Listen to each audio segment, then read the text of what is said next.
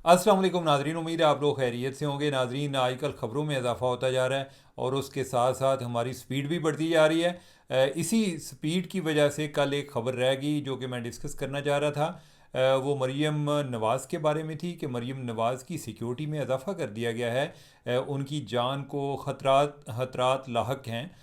मरीम नवाज़ ही नहीं बल्कि मरीम औरंगज़ेब जो है उनकी सिक्योरिटी में भी इजाफा कर दिया गया, और उसके साथ साथ जो उज़्मा बुहारी हैं उनकी सिक्योरिटी में इजाफा भी हो गया। जो मरीम नवाज़ हैं उनके हवाले से तो ये इतलात आई कि जो आईजी पंजाब के चीफ़ सिक्योरिटी ऑफिसर हैं उनको मरीम नवाज़ के साथ भेज दिया गया है, चीफ़ मिनिस्टर पंजाब के साथ। वजह क्या बनी है, क्या मसला क्या चल रहा है, आपके ज़हन में क्या आता है?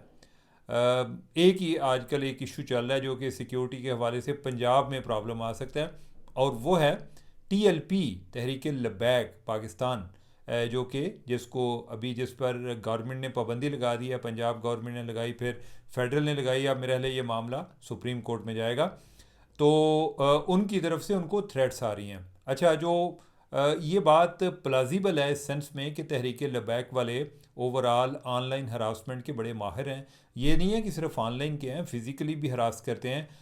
लेकिन यह है कि अगर कोई फ़िज़िकल हरासमेंट का भी किसी का एक्सपीरियंस हो, वायलेंट हो, और वो ऑनलाइन भी उनकी उनकी तरफ से कोई इस तरह का मामला शुरू हो जाए, तो ऑब्वियसली इस पे एक कंसर्न तो मौजूद होता है। और चूंकि वो इस टाइम सूबे की इंचार्ज भी हैं, और जिस बुनियाद पे टीएलपी वजूद में आई है वो भी इसी तरह एक गवर्नर के कत्ल का केस था, तो अभी भी एक उस लिहाज से एक खदशा मौजूद रहता है। तो लिहाजा उनकी सिक्योरिटी में इजाफा कर दिया गया है। मरीम औरंगज़ेब जो हैं उनके हवाले से भी यही इतलात हैं। अज़मा बहारी जो हैं इनके उनको तो बड़ी अजीब अजीब किस्म की वो गालियाँ दे रहे हैं। जो उन्होंने बताया मरियम अज़मा बहारी ने कि उनको किस तरह के मैसेजेस आते हैं, बड़े ही बेहुदा किस्म के मैसेजेस आ रहे हैं। तो अल्लाह ताला उनको अपने हिफ्ज़ व अमान में रखे। ऑब्वियसली इस तरह के कामों में चैलेंजेस आते हैं, रिस्की काम होते हैं, लेकिन ये एक बहुत बड़ा स्टेप था। और अभी उसके बाद जो उन्होंने जो इमाम मस्जिद हैं उनके लिए जो वजीफ़े का ऐलान किया है, ये भी एक बड़ा ही काबिल तहसीन अमल है। और उसके साथ जो तीसरा जो डी वेपनाइजेशन का मैंने जिक्र किया था, बहुत अच्छे स्टेप्स हैं। ये इन चीज़ों पे बड़ी देर से काम करने की ज़रूरत थी। पंजाब में आजकल बड़े ऐसे काम हो रहे हैं कि जिन पर काम करने की पहले से ज़रूरत थी लेकिन नहीं हो रहे थे, जिसमें एक तजावज़ात भी शामिल थी। तो अब हम अपने नेक्स्ट टॉपिक की तरफ बढ़ते हैं। जो पंजाब में एक चीज़ गलत हो रही है, वो है जो अफ़गान बशिंदों के साथ जो उधर सलूक हो रहा है। कुछ ऐलानात भी हुए मुख्तलिफ़ जगहों पर, और कि इनको कोई किराए पे मकान न दे, और फिर यह है कि उनको भी कहा गया कि मुख्तलिफ़ थानों में रिपोर्ट करें। कई जगहों पर रेड भी हुए, इस्लामाबाद में भी हुए, और उधर से उन्होंने अफ़गान बाशिंदे गिरफ़्तार किए। अब मुझे आइडिया है, यानी कि आप जिस तरह कहते हैं ना, there is no prize in guessing, आप लोग क्या सोच रहे होंगे, वो भी मुझे आइडिया है। यानी कि आप कह रहे होंगे जी और ठीक ही किया, नहीं गलत तो नहीं किया। नाजरीन, मैं बड़ा पाकिस्तानी नेशनलिस्ट भी हूँ। जब अफ़गानिस्तान के साथ हमारे मामलात आते हैं तो मैं समझता हूँ कि हम अपने मफादात का भरपूर ख्याल रखना चाहिए, इंडिया के साथ हो या किसी मुल्क के साथ। लेकिन यह है कि मुझे जो लोग हैं, लोग और हुकूमत में मैं फ़र्क रखता हूँ। अब यह है कि जो अफ़गान बाशिंदे हैं, मुझे इन पर इसलिए भी तरस आता है कि इनमें से एक जनरेशन जो कि जब जंग शुरू हुई उस वक़्त से वो एक गरीबुल वतनी का शिकार हैं, उस वक़्त से वो हिजरत में हैं। अब हिजरत में हैं तो हम ये कहते हैं जी कि इधर वो हमें बुरा भला कहते हैं। ये लोग हर जगह पर पाए जाते हैं। ज़रा अपने लेवल पर सोचें, हमारे जो लोग बाहर बैठे हुए हैं या आप लोग जो सुन रहे हैं और आप बाहर बैठे हुए हैं, आप क्या उधर की हुकूमतें जो हैं उनके कोई हर टाइम शान में कोई क्या कर रहे होते हैं, यानी कि उनकी तारीफ़ें कर रहे होते हैं या क्या कर रहे होते हैं। तो ये होता है, यानी कि लोग इस तरह की बातें करते हैं। हमें जो एक मयार रखना चाहिए, और वो मयार ये रखना चाहिए कि कोई दहशतगर्दी में मुलव्वस ना हो। अगर वो पीसफुल हैं तो हमें उनके साथ सख्ती नहीं करनी चाहिए। मैं इसलिए भी बात कर रहा हूँ कि अपने मुल्क में जाने का एक बड़ा एक नाकाबिले बयान किस्म की खुशी होती है कि मैं अपनी सरजमीन पर वापस जा रहा हूँ। लेकिन ये लोग जो हैं, ये अपने जब मुल्क की तरफ बढ़ते हैं तो इस तरह लगता है कि जैसे मौत की तरफ मुड़ रहे हैं। उनमें से कई ऐसे भी इधर आए हुए हैं जो कि तालिबान से भाग कर आए हुए हैं। तो इनके साथ क्या होगा, यानी कि अगर आपने तालिबान से बदला लेना है तो ये लोगों से क्या बदला, इनसे किस चीज़ का बदला ले रहे हैं। मेरा ख्याल है कि एक मयार रखें, पीस लविंग है, पीसफुल है, उनकी कोई क्राइम की हिस्ट्री नहीं है, तो उनके साथ ऐसा ना करें। कई लोग कहते हैं जी वो दहशतगर्दी में मुलव्वस हैं। भाई आपको याद है 9/11 के बाद जब पाकिस्तानी यूके में पकड़े गए थे, क्या अगर यूके वाले कोई 2-4 लोगों की वजह से पूरे पाकिस्तानियों को उधर निकाल लेते, फिर आप क्या कह रहे होते उनके बारे में। उस टाइम तो हम बातें करते थे कि जी नहीं, कि आप ये है ना कि सबको तो ये ना समझें कि सारे पाकिस्तानी हैं, और जी बस कोई जो है गंदे अंडे भी तो दरमियान में होते हैं, तो ये गंदे अंडे हर जगह पर होते हैं, हर कौमियत के होते हैं। तो लिहाजा मेरे ख्याल है कि कंपैशनेट ग्राउंड पे सोचना चाहिए। अगर आपको अफ़गानी बुरे लगते हैं, आप उनको अफ़गान बनकर ना सोचें, उनको इंसान बनकर सोचें, और उनकी इंटेग्रेशन के हवाले से कुछ सोचें। ये ज़्यादती ना करें। कोई अच्छे बुरे में तमीज़ रखें। अगर उनका कोई ऐसा कोई पुलिस रिकॉर्ड नहीं है, कोई 2 नंबरी नहीं है, उन लोगों को आप नकल मकानी पर मजबूर ना करें। अगर कोई अच्छे हालात होते तो करते, तो वो एक और बात थी। ये मौजूदा हालात में वो ऑलरेडी उनसे भाग रहे हैं। तो अब हम अपने टॉपिक की तरफ, बल्कि अफ़गानिस्तान के हवाले से बात कर लेते हैं। आज ख्वाजा आसिम ने बड़ी ही एक ख़तरनाक स्टेटमेंट दी है। उसके कोई 2-3 फ़िक्रे मैं आपको सुना देता हूँ, आपको अंदाज़ा हो जाएगा क्या बात हुई। उन्होंने कहा कि पाकिस्तान अगर चाहे, ज़रा काबिल गौर, पाकिस्तान अगर चाहे तो पूरी ताकत इस्तेमाल किए बगैर भी अफ़गान तालिबान की हुकूमत ख़त्म कर सकता है। क्या यानी कि इसमें रजीम चेंज, शायर जो है इसमें रजीम चेंज की बात कर रहा है। दूसरी जो उन्होंने बात की कि कभी सल्तनतों का कब्रिस्तान तो नहीं, अलबत्ता हमेशा बड़ी ताकतों के खेल का मैदान ज़रूर रहा है। यानी बात हो रही है वो जो कहते हैं ना कि जो ये अफ़गानिस्तान जो है वो ग्रेवयार्ड ऑफ एम्पायर है जी, कि उधर जी कई जिन्होंने दुनिया में रूल किया तो उधर आके वो ख्वार हो गए, उन पर जवाल आ गया। उन्होंने कहा कि ऐसी बात नहीं है, ये ग्रेट गेम जो है यानी कि उनका बैटल फील्ड रहा है। कोई ऐसी कोई एम्पायर वगैरह, अगर रशिया का तो टाइम वैसे सोवियत यूनियन का आया हुआ था, और उसमें कोई अकेले अगर हम इसको मान भी लें तो उसमें सिर्फ अफ़गान ही नहीं थे, उसमें हम भी थे।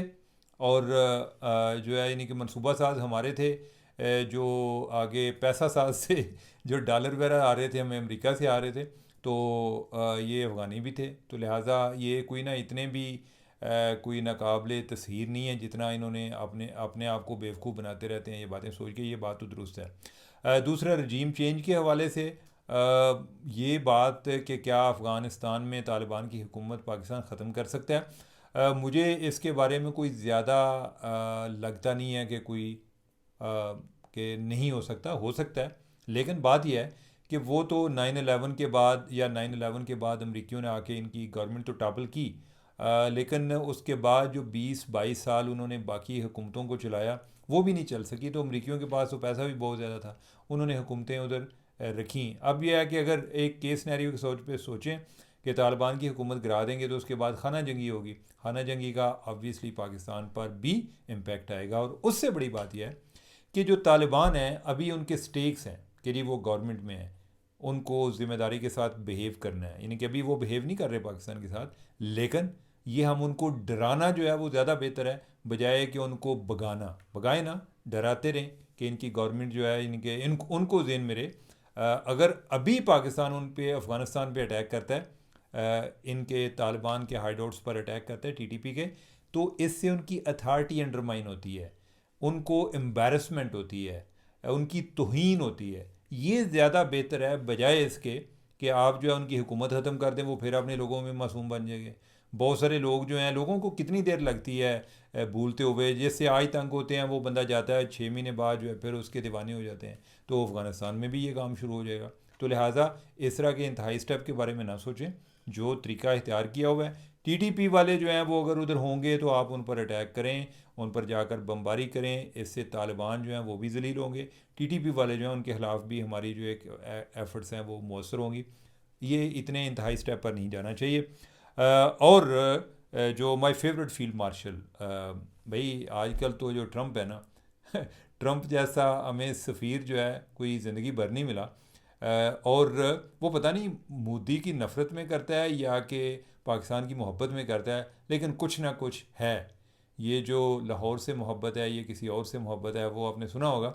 तो वो भी जो पाकिस्तान से मोहब्बत है वो पता नहीं मोदी से नफ़रत है या क्या है।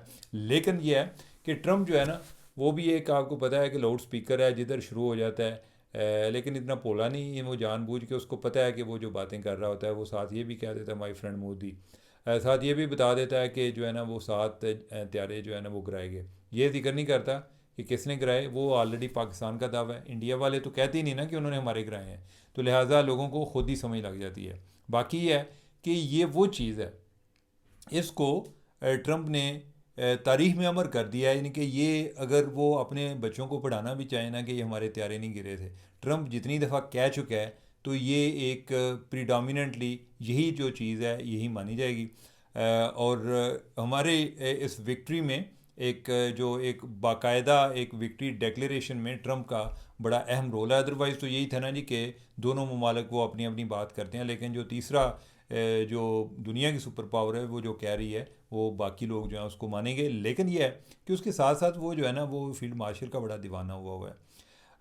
और इस पे मुझे वो याद आता है जब ट्रंप के साथ एलन मस्क की बड़ी मोहब्बत थी, तो एक दिन एलन मस्क ने ट्वीट किया, उसने कहा कि I love Elon Musk as much as a straight guy can love another straight guy, यानी कि जितनी एक मर्द को मर्द के साथ मोहब्बत हो सकती है, यानी कि जिस तरह का उनका मोहब्बत का तल्लक हो सकता है, मेरा उसके साथ उतना ही है। तो खैर उनका अंजाम तो अच्छा नहीं हुआ।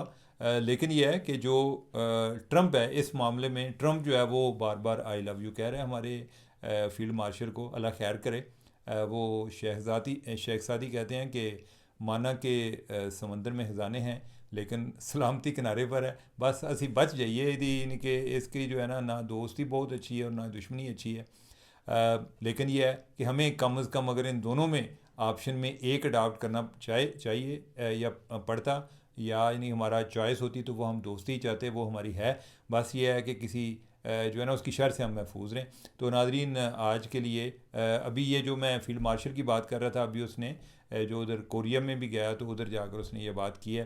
पहले उसने एक दिन जो है वो त्यारों का जिक्र किया है कि 7 त्यारे गिराए हैं, तो अभी जो है उसने फील्ड मार्शल का जिक्र किया है। जिक्र दोनों का करता है, प्राइम मिनिस्टर का और जो फील्ड मार्शल का, लेकिन ये दोनों को कह के they are very good guys, फिर उसके बाद वो कहता है कि he is my favourite field marshal या he is a great fighter. तो वो जो है फील्ड मार्शल का दोबारा से वो जिक्र करना पसंद करता है। I don't know field marshal ने उसको क्या सुनाया, लेकिन ये है कि बस ए जो संगाया ने पाकिस्तान की मुहब्बत दीवाना ही होया रहे। तो नाजरीन मुझे दें इजाज़त, अल्लाह हाफिज़।